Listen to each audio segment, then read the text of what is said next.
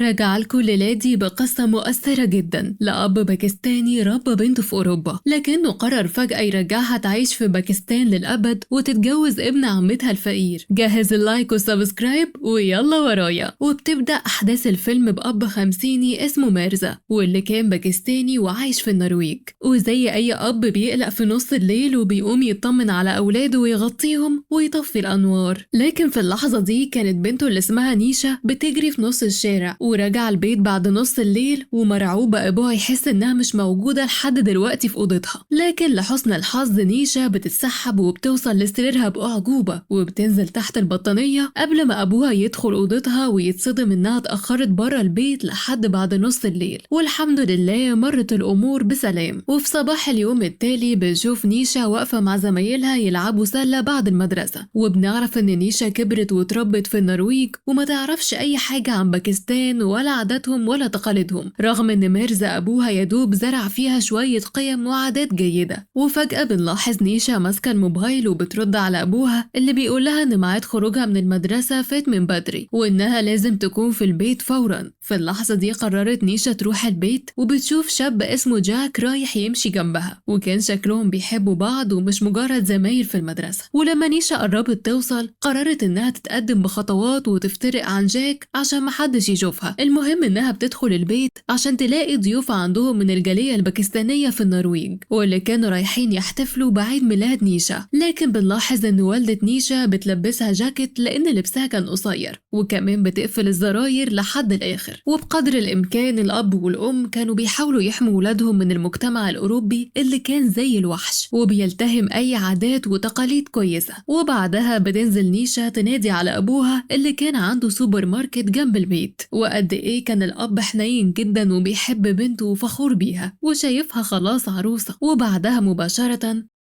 بتخرج نيشا مع زمايلها قبل سهرة عيد الميلاد في البيت، لكن للأسف بنلاحظ زمايل نيشا بيعزموا عليها بسجاير، والبنت كانت مترددة ومستغربة وجواها خير، لكن للأسف بتشرب. وسريعا بترجع نيشا للبيت عشان تلاقي الكل متجمع ورمة السلام. وبعدها أمها أمرتها تدخل المطبخ عشان تقدم الواجب للضيوف. وبنلاحظ إن ميرزا بيحتفل مع زوجته بعيد الميلاد وماسك إيدها، وطبعا كانت مكسوفة جدا، لكن الفرحة ما كانتش سايعة ميرزا وحابب حياته وبنته وأسرته فوق الوصف. لكن بنلاحظ إن نيشا ماسكة الموبايل وبتتشات مع زميلها جاك وخايفة حد يلاحظ إنها بتكلم زميلها، خصوصا أخوها عاصف اللي كان واقف جنبها وبيتصور معاها. وبعد ساعات بنشوف ميرزا قاعد بيجمع النقطة مع ابنه عاصف وبيكتبها طبعا بالأسامي عشان يردها في المناسبات كعادة المجتمعات الباكستانية. وفي الوقت ده بتقعد جنبهم نيشا وبدأ صوت الشات في موبايلها يظهر تاني وانشغلت في الرد على الموبايل. لكن فجأة أبوها بصلها بنظرة غريبة فيها شك، وهنا نيشا أخدت بالها من نظرات أبوها وقالت له إنها بتكلم صاحبتها عن المحاضرات والسكاشن. وبعدها نيشا دخلت تنام وسابتهم. لكن بعد ساعات بنتصدم بنيشا سهرانة مع زمايلها وبنعرف إنها نزلت بعد ما أهلها ناموا، وطبعا وسط الموجودين كان جاك زميلها. وبعد شوية بنتصدم بجاك بيتسحب وبيطلع على سور بيت نيشا وبيدخل من شباك غرفتها وهي كانت في انتظاره وبتفتح الشباك. وبعد ما جاك دخل بلحظات موبايله بيرن، وكان صوت الموبايل عالي جدا، وحاول يدور على الموبايل بأقصى سرعة جوه الجاكيت قبل ما حد يسمعه من أهل نيشا وتبقى فضيحة. لكن في اللحظة دي بيدخل ميرزا وبيضرب جاك بكل عنف. وحاولت نيشا تهدي أبوها، لكن أبوها صرخ فيها وقال لها إنه هيخلص عليه. وفجأة ميرزا الطيب اللي بيحب بنته اتحول لوحش وشخص مختلف تماما. وبعدها بأيام بنشوف نيشا قاعدة في تحقيق في منظمة حقوق الطفل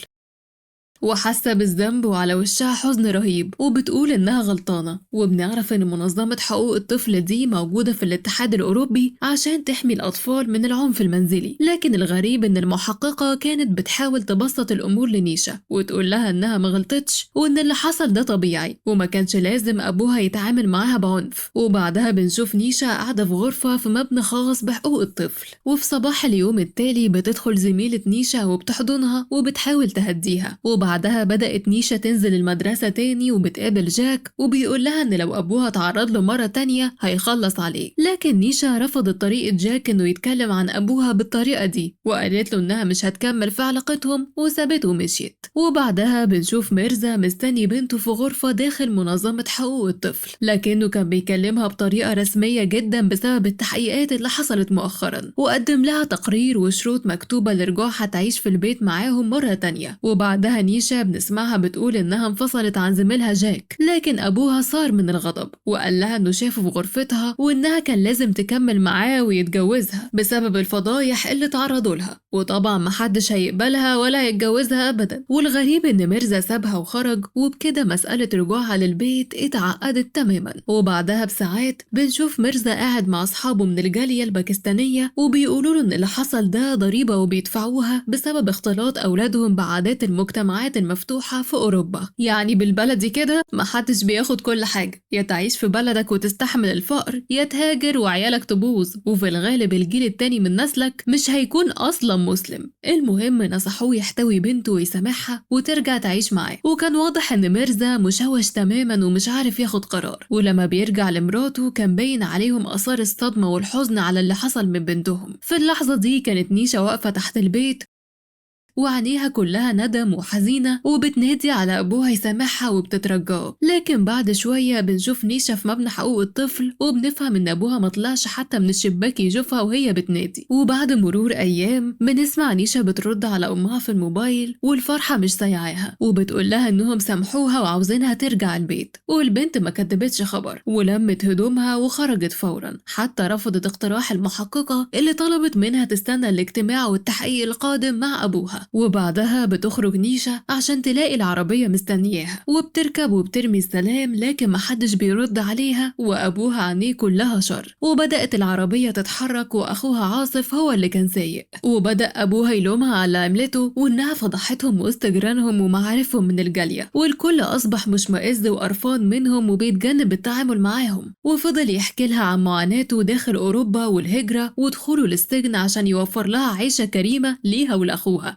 لكنها للأسف ضيعت كل شيء وخانت ثقتها فيه. وبعدها بدأت نيشا تسأل على الطريق الغريب اللي العربية دخلت فيه وخايفة ومرعوبة، وبتسأل أخوها عن اتجاهه لكن محدش كان بيرد عليها. وأبوها مسكها من هدومها وبدأ يصرخ فيها ويهددها عشان تخرس وإلا هيرميها من العربية. وهنا نيشا طلعت الموبايل وهتبعت رسائل استغاثة لأي حد ينقذها، لكن أبوها أخد باله منها وشد الموبايل في لحظة ورماه من شباك العربية. وبعدها بيوصلوا للمينا وبيركبوا مركب، ولسه لحد دلوقت نيشا عمالة تسألهم ومرعوبة واخدنا على فين، ومش لاقي حد خالص في الطريق تطلب منه ينقذها. وفي صباح اليوم التالي بنشوف نيشا راكبة عربية بعد ما نزلت من المركب ووقفت على بوابة من بوابات المطار، وفجأة بتفتح باب العربية وبتطلع تجري، لكن أخوها بيجري وراها وبيقدر يسيطر عليها ويرجعها للعربية ويحتوي الموقف من غير ما مخلوق ياخد باله. وبعدها بيوصلوا للمطار وعاصف بياخد العربية وبيرجع فورا للبيت،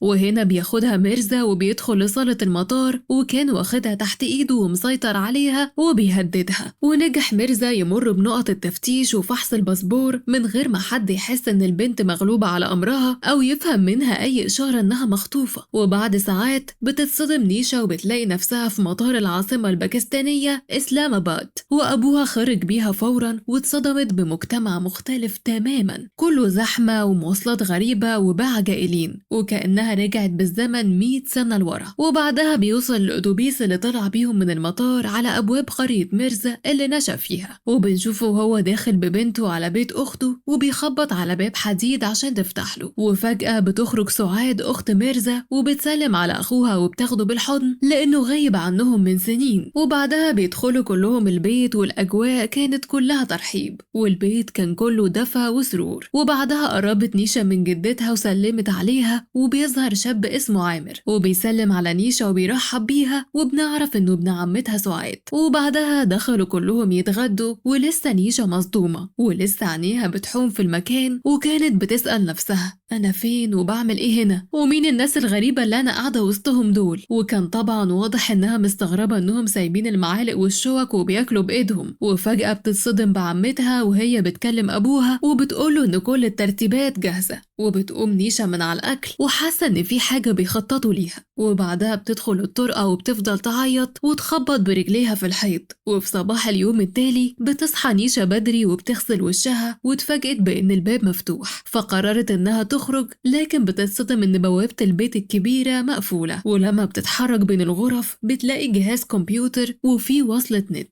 ولما خلاص هتفتحه عمتها بتدخل عليها وبتصدمها إن أبوها مسافر، وطلبت منها تيجي تودعه الوداع الأخير. لكن ساعتها خرجت نيشا وقفت على السلم وبصت لأبوها بنظرات حزينة جدا وسابته ومشيت. وبعدها بنسمع ميرزا وهو ماشي مع جوز أخته وبيوعده إنه هيبعت لهم فلوس بزيادة عشان مصاريف بنته، وطلب منه إنها ما تخرجش أبدا من البيت غير للضرورة، وكمان تبقى مع عمتها. وبعدها بيروح ميرزا يودع أمه ويبوس إيدها قبل الرحيل، وطلب من بنته تقرب منه ويحضنها الحضن الأخير. لكن نيشا كانت فقدت الثقة في أبوها ورفضت وهي مكسورة وحزينة جدا. وبعد ما خرج ميرزا بنته طلعت تجري وراه وتنادي عليه بأعلى صوتها، لكن ميرزا ضميره مصحيش وما أنبوش غير وهو قاعد على كرسي في صالة المطار، وبدأ يلوم نفسه. لكن تعالوا بينا نرجع تاني لنيشا اللي كانت نايمة على الأرض وسط ولاد عمتها، وواضح كده إن حالتهم المادية مش تمام خالص. وحاولت بنت عمتها تديها شوية نصايح عشان تنام وتتفادى الناموس الرهيب اللي كان منتشر في كل مكان. وبعد ساعات ما قدرتش نيشا تنام بسبب الناموس، بدأت تتسحب وفجأة فتحت البوابة الحديد وطلعت تجري، والشوارع الداخلية كلها كانت ضلمة وفاضية جدا. وفجأة بيقابلها شيخ كان رايح يصلي الفجر وحاول يساعدها، لكنها اتفزعت منه وجريت ورجعت مرة تانية عشان تلاقي عمتها واقفة ورا الباب الحديد ومستنياها بنظرات مرعبة كأنها شمتانة فيها وفي خيبة أملها. ومرت أيام صعبة جدا على نيشا كأنها في مصحة وتأهيل نفسي، وبنشوفها لبست الحجاب ونازلة السوق مع عمتها، وكانت بتعلمها ازاي تتسوق وتشتري وتفاصل كمان. وهم راجعين شنطة السوق كانت تقيلة جدا على نيشا، وعمتها كانت سريعة في مشيها، فقررت البنت الغلبانة انها ترمي جزء من الخضار في الأرض عشان تخفف الشنطة شوية. وبعد ما وصلت البيت رفضت عمتها تريحها شوية، وعلى طول علمتها ازاي تعجن وتخبز. لكن ساعتها بنلاحظ نظرات إعجاب من عامر في اتجاه نيشا، وكان واضح إن عمتها قصده إنها تتعبها وتعملها معاملة خاصة زي ما أبوها طلب، في حين إن سليمة بنت عمة نيشا كانت بتكوي الهدوم وبتعمل الحاجات الخفيفة. وبعدها بنشوف نيشا بتمسح سلالم البيت كله ونفسها تقطع، ولما شافت قطة بالصدفة أخدتها على حجرها وقررت تاخد نفسها وتشكي همومها للقطة. وبعد شوية دخلت نيشا أوضة جدتها اللي كانت نايمة، وفضلت تتسحب لحد ما وصلت للدولاب وفتحته، وفعلا لقت اللي بتدور عليه وهو جواز سفرها وأوراقها. لكن في اللحظة دي بتشوفها سليمة بنت عمتها وطمنتها إنها مش هتجيب سيرة لحد أبدا إنها شافتها بتفتش في الدولاب. المهم إن نيشا طلعت على السطوح وكانت بتحاول إنها تتفاعل مع الأجواء وتاخد على الناس والبيئة المختلفة تماما عن أوروبا.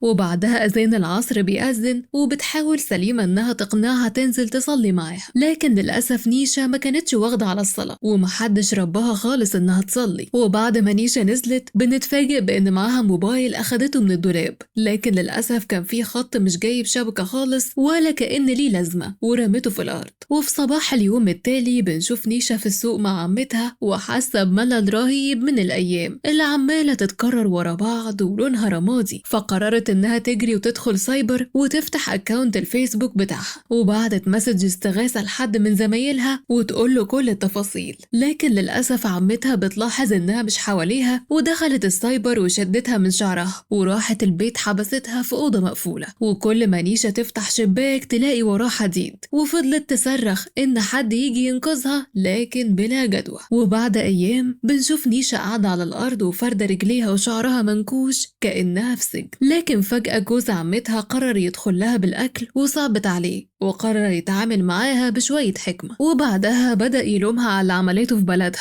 وإن أبوها خلاص ناوي يجوزها الفلاح في قرية باكستانية وهتحلب الجاموسة وهتفضل في باكستان للأبد. لكن جوز عمتها كان ذكي وطلب منها تثبت لأبوها إنها خلاص اتغيرت، لعل وعسى يرحمها ويرضى عنها ويرجعها لأوروبا مرة تانية. وبنتصدم بنيشة خلاص بتولع في الباسبور النرويجي، وبتدعي إن ده يجيب نتيجة مع أبوها ويقتنع إنها اتغيرت. ومرت أسابيع وشهور وبنتفاجئ إن نيشة دخلت مدرسة باكستانية ولابسة حجاب، وشكلها كان جميل جدا وسط زمايلها، وكان واضح إنها مركزة في دراستها رغم مضايقات زمايلها المستمرة لأنها متربية في أوروبا. وبعدها بنشوفها واقفة على السطح وفي إيديها طيارة ورق، وكأنها بتحلم بالحرية وإنها ترجع بلدها اللي نشأت فيها، وعيلتها تنسى أخطاء وذنوب الماضي. وبعدها مباشرة بنشوف نيشة في السوق مع عمتها، وبقت شاطرة وعمالة تختار البياعين اللي معاهم خضار حلو، وأصبحت أهدى من الأول. وبعدها بنشوفها واقفة قدام المراية وبتتوضى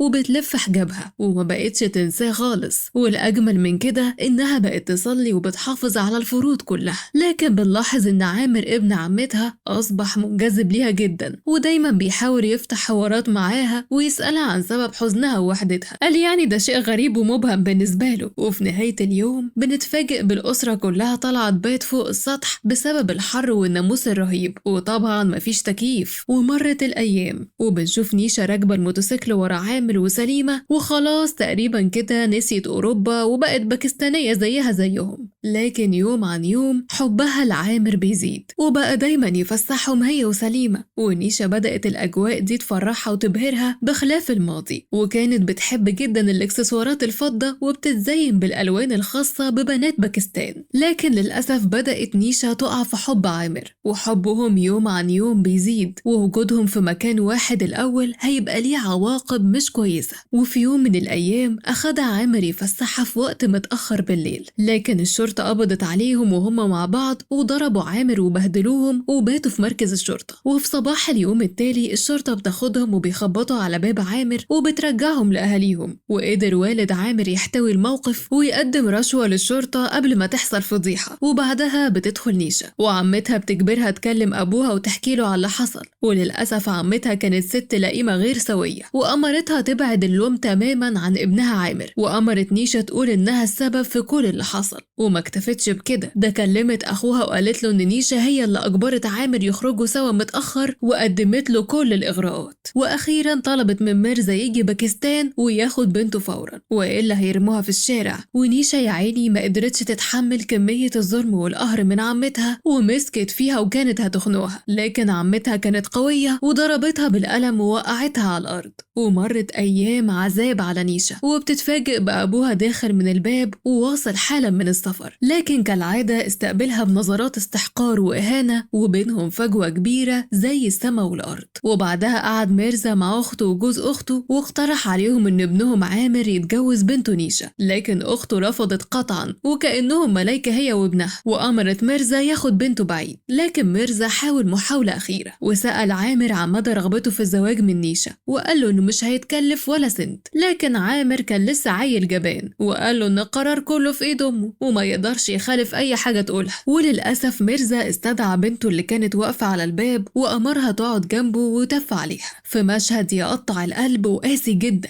وكأنه بيحاول يبرر فشله لنفسه في التعامل مع بنته اللي هي في الأصل ثمرة تربيته. وبعدها بأيام بنشوف نيشة شايلة هموم زي الجبال وراكبة العربية مع أبوها ورايحين للمطار بعد ما حلوا مشكلة الباسبور اللي اتحرق. لكن فجأة ميرزا مصمم يعذبنا نفسيا وبيؤمر سواق العربية يقف على جنب طريق جبلي، وأمر بنته نيشة تنزل من العربية وفضل ماشي بيها لحد ما وصلوا لقمة الجبل، وأمرها ترمي نفسها من فوق الجبل عشان تغسل عاره. وبالفعل البنت المسكينة بدأت ترجع خطوات لورا والصخر بينهار من تحت رجليها وبتبكي وبتتوسل لأبوها يرحمها. لكن الأب كان ملعون ووصل بيه الحال إنه خلاص هيرميها من فوق الجبل ومش عاوز حتى يسيب لها فرصة للتوبة عن أخطائها. وبعد ساعات بنشوف ميرزا ونيشة وصلوا النرويج، والجيران من الجالية الباكستانية واقفين في الشبابيك والفضول والمكر واخدهم قوي. وأخيرا وصلت نيشا لباب الشقة، وأمها اتصدمت إن أبوها راجع بيها، وطبعا استقبلتها استقبال باهت ولا حتى مدت إيدها تسلم عليها. وبعد ساعات بتقعد نيشا معاهم على السفرة وبيقولوا إنها ممكن يدوها فرصة تانية، وفعلا نيشا وعدتهم إنها هتبقى زي ما هم عاوزين بالظبط. والأم حاولت تفهمها إن مفيش مجال إنها تغلط تاني، وده لأن الناس كلت وشهم ومش مبطلين كلام عليهم ومش عارفين يتعاملوا مع حد خالص، ده غير السوبر ماركت بتاع أبوها اللي مبيعاته زي الزفت بسبب سمعتهم اللي مش تمام. وبعدها بنسمع زميلة نيشا بتنادي عليها من البلكونة بعد ما عرفت بخبر وصولها، لكن والدة نيشا حذرتها من التعامل مع زمايلها اللي فاتوا وبدأت تقفل الستاير والشبابيك كلها. وبعدها فتحوا سيرة رجوع نيشا للمدرسة مرة تانية، وأمها قالت إنها هتغير لها المدرسة وهتروح مدرسة بعيدة شوية ماشية على رجليها كل يوم، وكمان ادتها ساعة يد عشان تحسب مواعيدها بالدقيقة. وأخيرا قررت الأم إن بنتها الصغيرة اللي اسمها أمينة هتبات في نفس غرفة نيشا عشان دايما تراقبها وتعرف هي بتعمل ايه. وأخيرا سمحوا لنيشا تدخل أوضتها، وأختها الصغيرة أخدتها بالحضن لما دخلت عليها وكأنها حاسة بيها وبألمها. وبعد أيام بنشوف نيشا داخلة مدرسة جديدة وأبوها بيوصلها بنفسه أول يوم، وبيقول لها إنه هيكون في انتظارها بره أول ما يومها الدراسي يخلص. وفي نهاية اليوم كانت نيشا قاعدة تذاكر على السفرة، لكن فجأة أمها بترمي قدامها مذكرة جاية من منظمة حقوق الطفل، وبتتهمها إنها راحت المدرسة وبلغت في أهلها،